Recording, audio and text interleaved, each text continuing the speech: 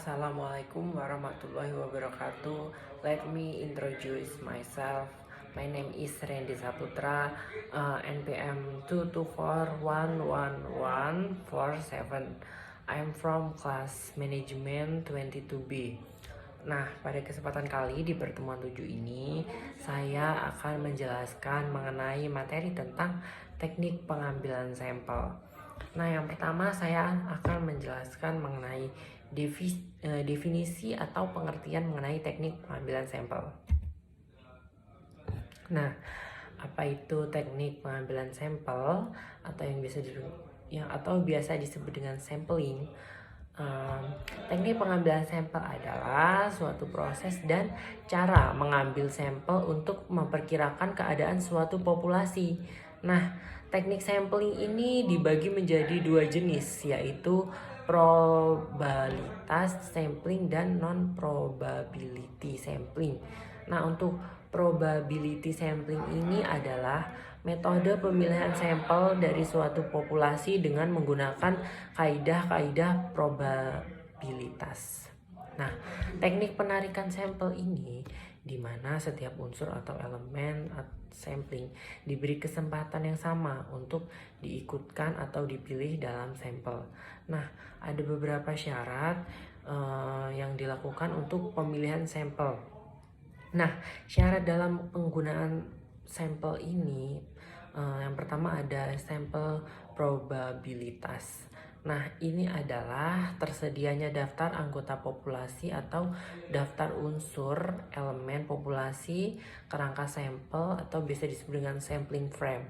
Nah, sedangkan non-probability sampling adalah metode pemilihan sampel dari suatu populasi dengan tidak menggunakan probabilitas kaidah-kaidahnya. Nah, untuk pengambilan sampel probability ada beberapa cara. Nah, saya akan menjelaskan cara-cara sederhana untuk mencari pengambilan sampel probability. Nah, sampel sederhananya dengan mengundi elemen anggota populasi dan tabel angka acak.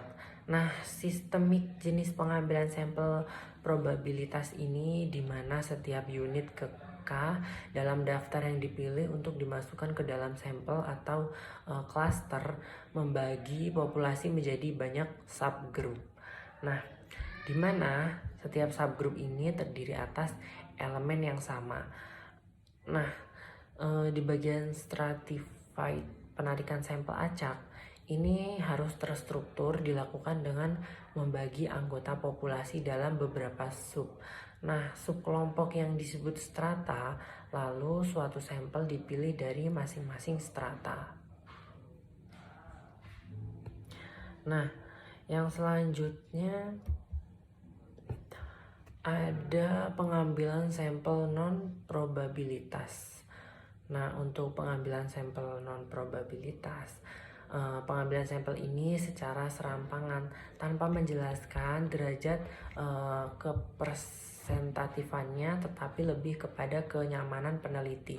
Nah, snowball atau kuota satuan sampling dipilih atau ditentukan berdasarkan informasi dari responden. Nah, pure positive-nya atau judgment-nya satuan sampling ini dipilih berdasarkan pertimbangan tertentu dengan tujuan untuk memperoleh satuan sampling yang memiliki karakteristik yang dikehendaki. Nah, teknik ini biasanya dipilih ketika populasi belum atau tidak dapat ditentukan secara pasti. Nah, teknik ini terbagi menjadi 6 jenis, yaitu yang pertama ada purposive sampling. Nah, purposive sampling ini adalah penentuan sampel berdasarkan kriteria yang telah ditetapkan oleh peneliti. Nah, penetapan ini dilakukan sesuai dengan pertimbangan yang dinilai dapat mewakili populasi teknik sampling. Nah, untuk tipe ini bisa dibilang menjadi salah satu teknik yang paling banyak digunakan dalam penelitian. Sebabnya, teknik ini cenderung menghasilkan sampel yang berkualitas. Nah, hal itu juga dikarenakan peneliti sudah menentukan sendiri kriteria yang menurutnya akan mempresentasikan populasi. Untuk kelebihan dari metode ini, tujuan dari penelitian akan lebih terarah. Selain itu juga, sampel juga akan relevan dengan penelitian yang dilakukan. Nah, sedangkan kekurangannya adalah tidak bisa menjamin bahwa sampel dapat menjadi representasi populasi. Nah, yang selanjutnya saya akan menjelaskan mengenai tentang snowball sampling.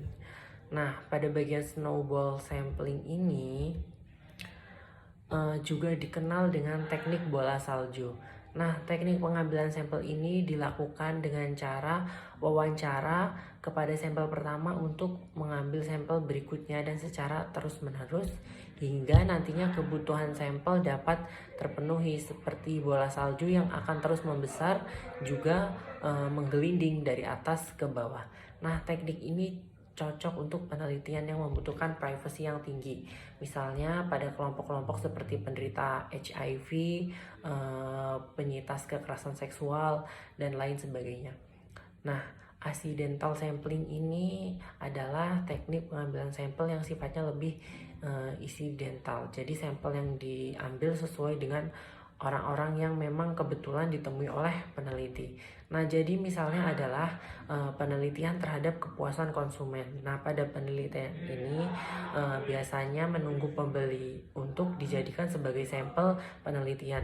Namun juga teknik ini mengambil sampel jenis ini memiliki kekurangan, yaitu berpotensi membutuhkan waktu yang lebih lama dan responden yang didapat memiliki karakteristik yang bersifat acak atau biasa disebut juga dengan kuota sampling.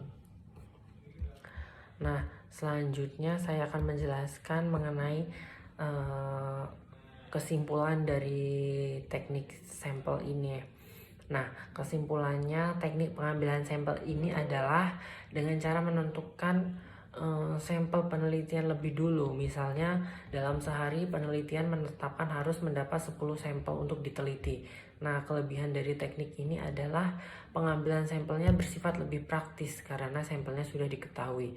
Sedangkan kekurangannya adalah bias dalam penelitian cenderung tinggi. Teknik